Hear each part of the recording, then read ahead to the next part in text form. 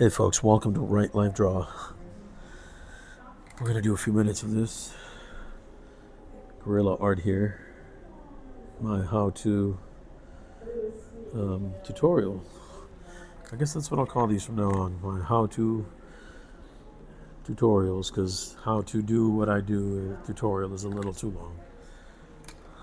Alright, so here we go. I'm slowly but surely getting the channel up and running. Hold on, these lines that were here before, and there's the original sketch that I did. By the way, for anyone that, so you don't have to go to the searching for the other videos. This was the original sketch that I did, an 8.5 by 11 piece of paper. It was just copy paper. It's years and years old. I did it in marker, and then I transferred recently this to a finished pencil look, finished pencil drawing. And hold on a second, let's see. Can you still see it there? Yeah. Alright, so these lines are already done. I just accidentally erased them.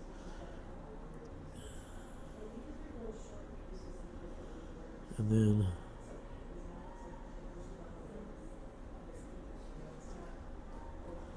I need to make sure that I draw the bags under the eyes of this monster. And yes, for you comic aficionados like myself, I can't imagine that there's a Hulk / Abomination influence here. But it's mostly just the monstrous character. I was just wanting, when I did that original drawing, I just wanted to do a close-up of a monstrous face. Why? I don't know. I like drawing monsters. What can I say? Sometimes they look good. Sometimes they look pretty foul.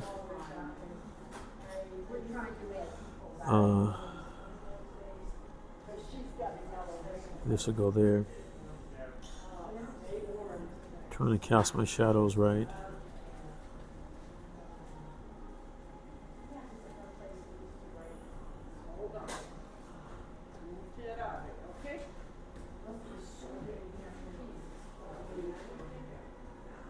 I want to make sure that I keep the curvature of my original lines, the feeling, the power.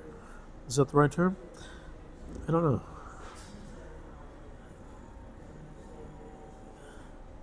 The original flair that I drew the pen and ink drawing, the original sketch with. I think I can accomplish that in this final pencil.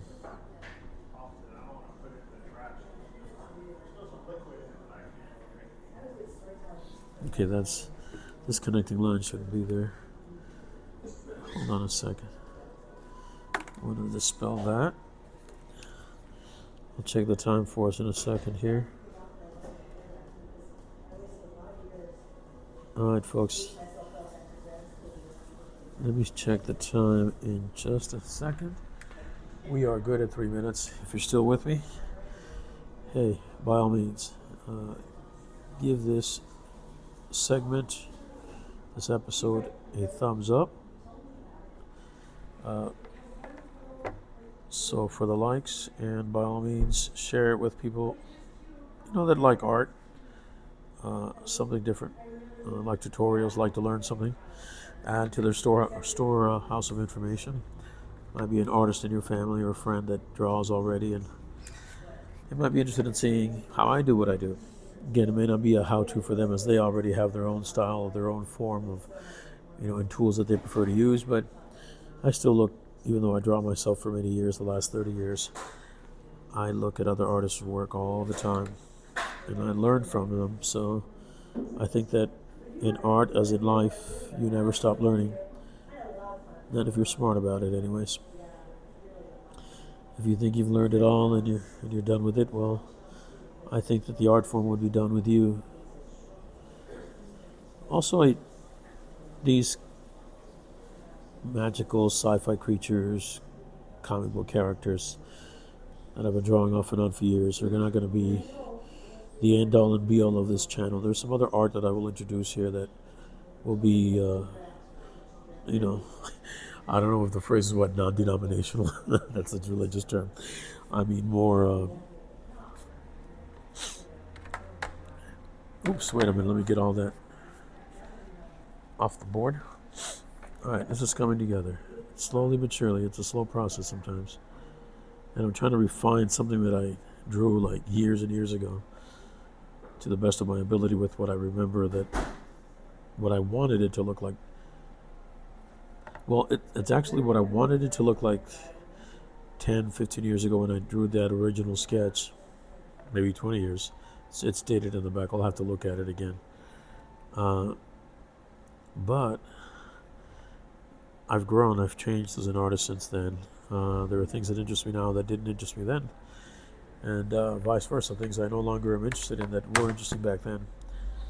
So then that means I can add something to this that I wouldn't have thought of back then, especially when it comes to the inking part of it, because I was horrible as an inker back then, in my opinion.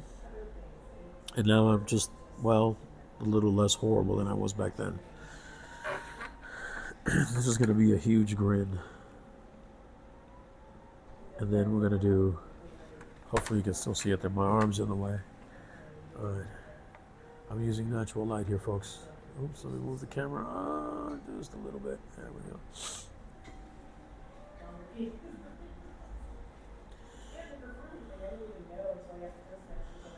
Okay, I think this is all going to be blended in, yeah. Okay, we're going to put these down here. Erase these lines that are of no use to me anymore. Those guys, they're really, sketches like this or like these, for me, again, I stipulate all of these videos are about what I do. I'm not telling anyone what to do or not to do. You'll have to figure that out on your own, but what works for you, what doesn't work for you. This process, and as I speak on it, even as I speak on it and share it with any adult viewers, I'm actually refining the processes that I use. To some degree I am. I mean, it's ingrained in my mind. This is muscle memory for me, but still. Usually when I sketch wide. I draw big, as you can tell. I like to draw big. Excuse me. I don't like to draw small a lot. I do, but I can. I just don't usually go for that, for sizes that are like, I did a project though that was 4x6. I think I called it Valhalla 1000 or something like that. The goal was to be able to draw on a 4x6 postcard that can be mailed. They're all copacetic with the post office. Okay, these teeth are not going to be, I realized when I first originally did the sketch, even on this not so good blue line art board, I probably should stop saying that. I don't want anyone mad at me from that company be sending me horrid emails. How could you say this about our boards that we've worked so hard on? Well, the quality sucks. And for us comic book artists and inkers, and it's too darn slick. That's last time I checked, a set of these, they were still the same as they were 10, 15, 20 years ago. If your product hasn't evolved, gotten better in some way or another in 10, 15 years, it's not a product that I'm interested in. Unlike something like this, which is the, see if you can see it, yeah, Austrian Stedler non-repro blue, non-photo blue pencils. The technology on that pencil doesn't have to change by much in 10, 20, 40 years. It just needs to be there, be reliable, same recipe, needs to work every time, and it will sell for the next 10,000 years if we're still doing art by hand in that time, which doesn't seem to be the case with the advent of AI, but I'm still going to hold on to my pencils, my crow quills, my inking brushes, sable brushes and disposable brushes.